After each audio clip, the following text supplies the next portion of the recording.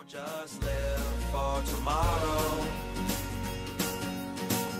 or just live in yesterday. Just be glad for all you have that's in today.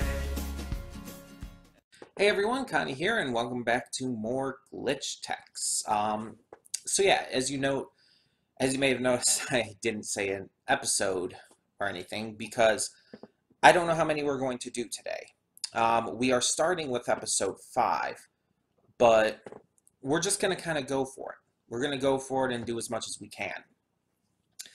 And obviously, the reason for this is because, as you know, glitch techs in the first place took the spot of Digimon Adventure 2020. It was since Digimon Adventure 2020 was put on hold due to the pandemic. I decided to react to this show as a kind of placeholder. But now we have received news that Digimon is coming back at the end of this month. So I want to make sure that I am finished with this. At least, again, what we have so far, glitch techs, by then.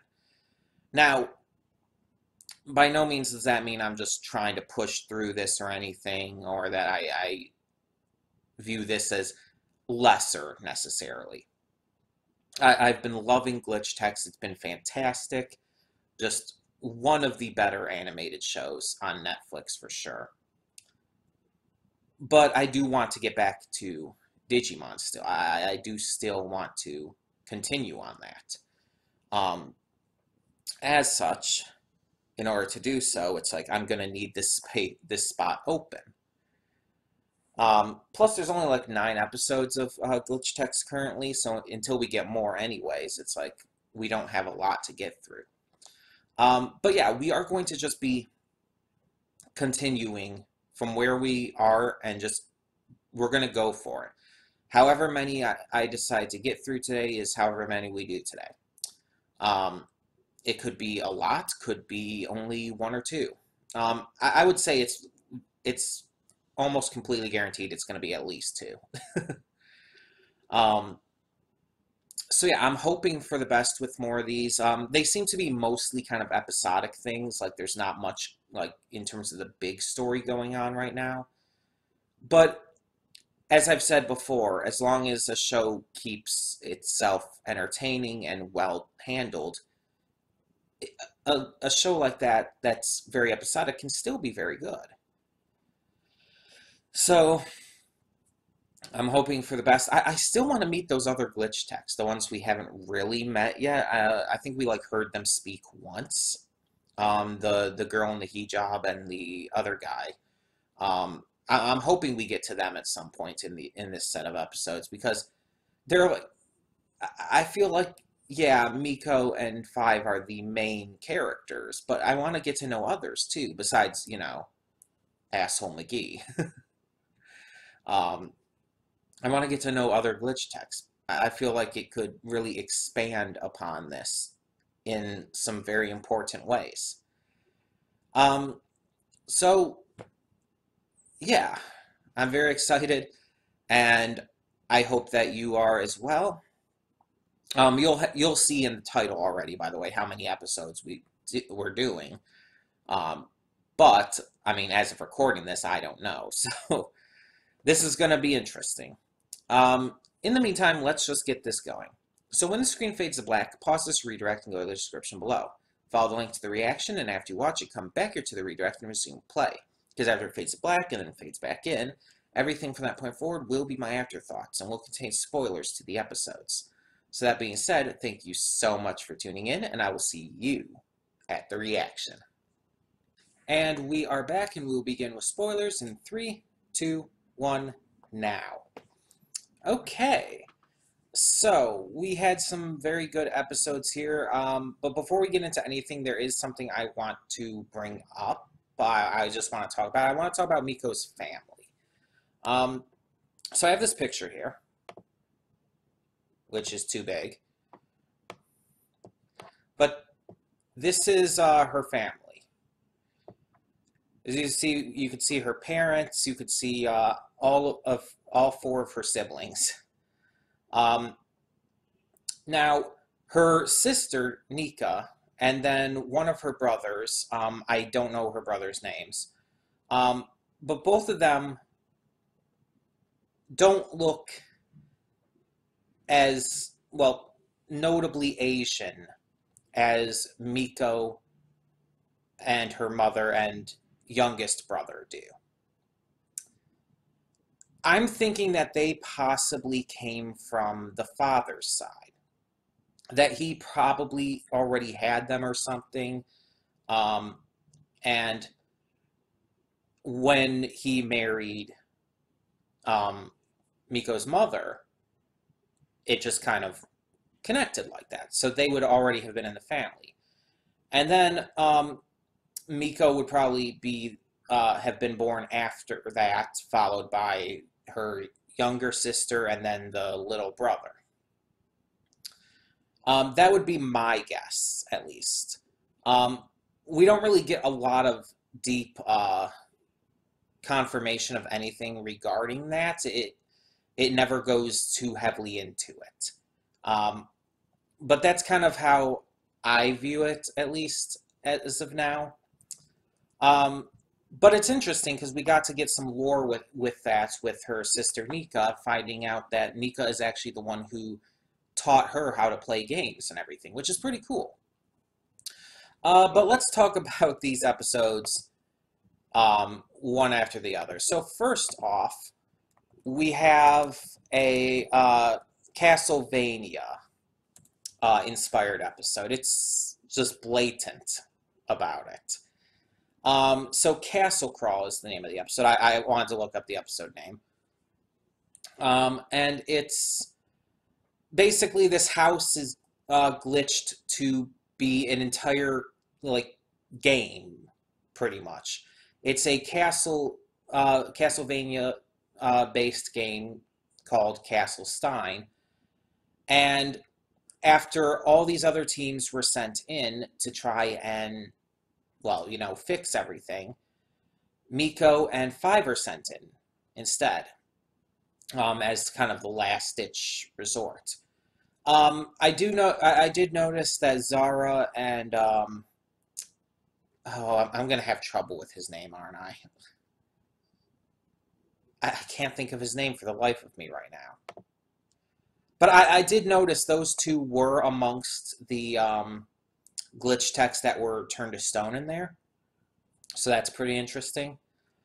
I'll get his name down at some point. But yeah, so they have to go throughout it, and one of the big themes in this episode, like a lot of these episodes kind of center around different gaming themes, and this one is centers around the idea of completionism. Because Miko early on brags that she's basically completed every game she's tried.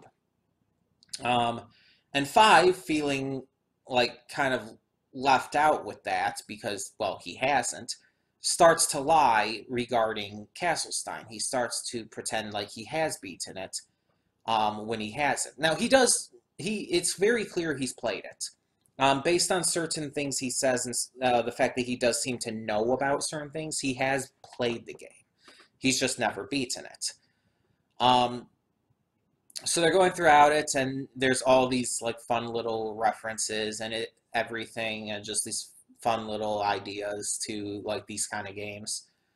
And they end up getting to and defeating the final boss, who is basically Dracula mixed with Medusa. And he even practically just blatantly quotes the famous Castlevania line, "What is a man?" and all that. Granted, of course, it's changed up a little bit, but still. It was really fun, and then there's the entire secret boss afterwards, the secret part of the game which Miko hadn't even completed. So she found out she hadn't even beaten this game.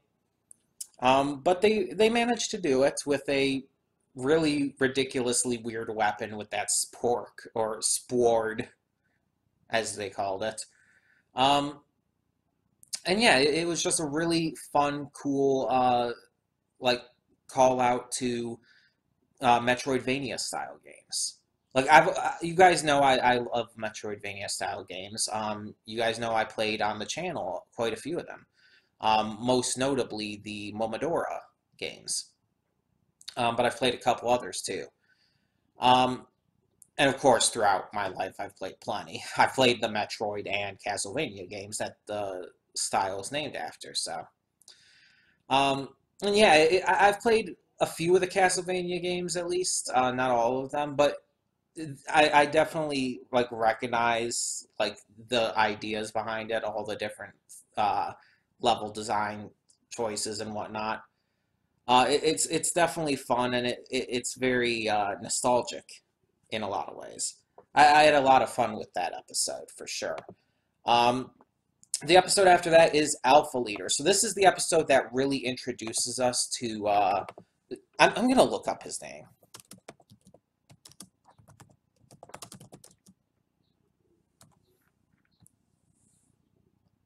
because I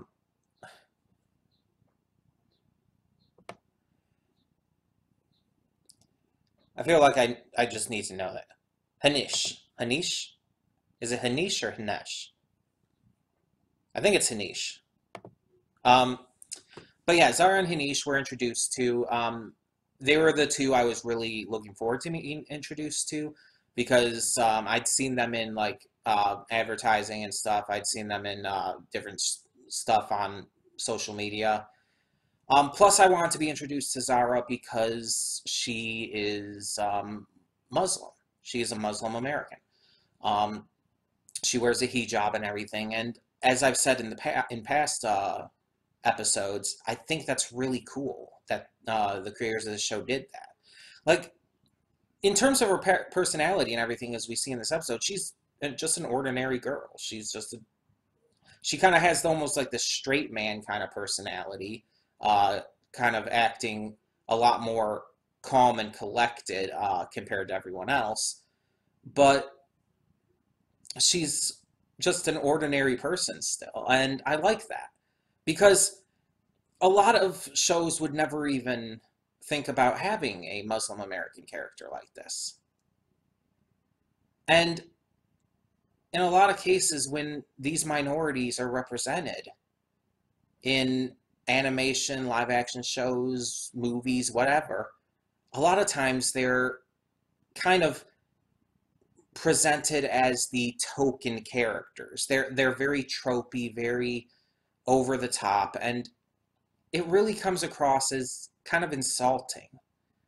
I've heard so many people just irritated by that kind of thing. Whether it's the portrayal of black characters, of female characters, of LGBT characters, all that kind of stuff. And it's cool to see a character like this who's just a normal person, who's taken seriously, who's real. And it's great. It's like I'm obviously like I'm not Muslim, but I still find this to be really awesome that they did this. I think it's just really cool. It's just really just badass to show that kind of just inclusivity. So yeah, I just really appreciate that, and I wanted to see her because of that. And yeah, I like her. I like her. I like her as the kind of straight man character. I like how she does get into it, but she tries to hold it back. She tries to like be more calm and collected. I like that. And Hanish is really fun. He's a dork. He loves hacking, as he mentioned. And well, Zara mentioned it first, but yeah, he's the kind of guy you would expect to be like working with Miko and Five. Yeah. And I don't mind that at all. I think that's cool. He's not very different from them, like Zara is, but he's still really, really cool. And it's like it's great to see these other characters. We also got to meet a couple other glitch techs who I don't think I actually caught their names. Their names were said so many times, but it's like it just didn't connect for me. Ridley and Bergie, I think. Let me make sure Ridley's who I think it is. Maybe Ridley's not one of them. Bergie definitely is. Was it Bergie and Nix? It might be Bergie and Nix. Yeah, it was Bergie and Nix. Okay. So we also met Bergie and Nix, two other glitch techs, over the course of these episodes. They don't like have two like notable of characters of personalities. Bergie is very he's the very kind of wallflower type of character. You know, he doesn't stand out much. But I think that that's kind of the thing they're trying to go with. That he's very nervous. He's very kind of nerdy in the more typical sense you think of, like, and everything. And he doesn't stand out. He doesn't like have this big personality. But at the same time, it's like he's cool. He's a cool kid. And it's like he's definitely taking all this as a glitch tech seriously. He knows how to do his job. He's a valid member of the team. He just doesn't stand out that much, and Nick's even less. Nick's stood out even less. Both of them were in the Castlestein episode, but they appear again. Well, at least Bergie appears again in the last episode, with the last of what we watched today. And speaking of, the last episode we watched today was all about Miko's sister.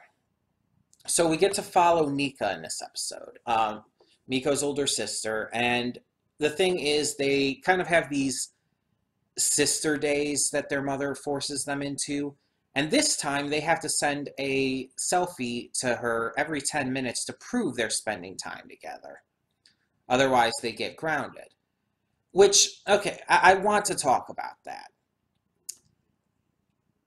There's nothing wrong with siblings spending time together, whether they're playing games or doing whatever.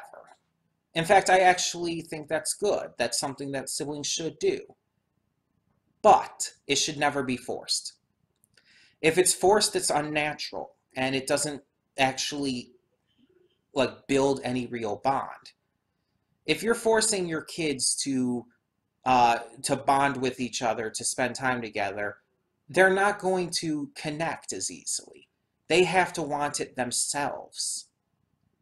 And just at the same time, forcing your children to bond like this under threat of punishment is kind of messed up. Just being honest.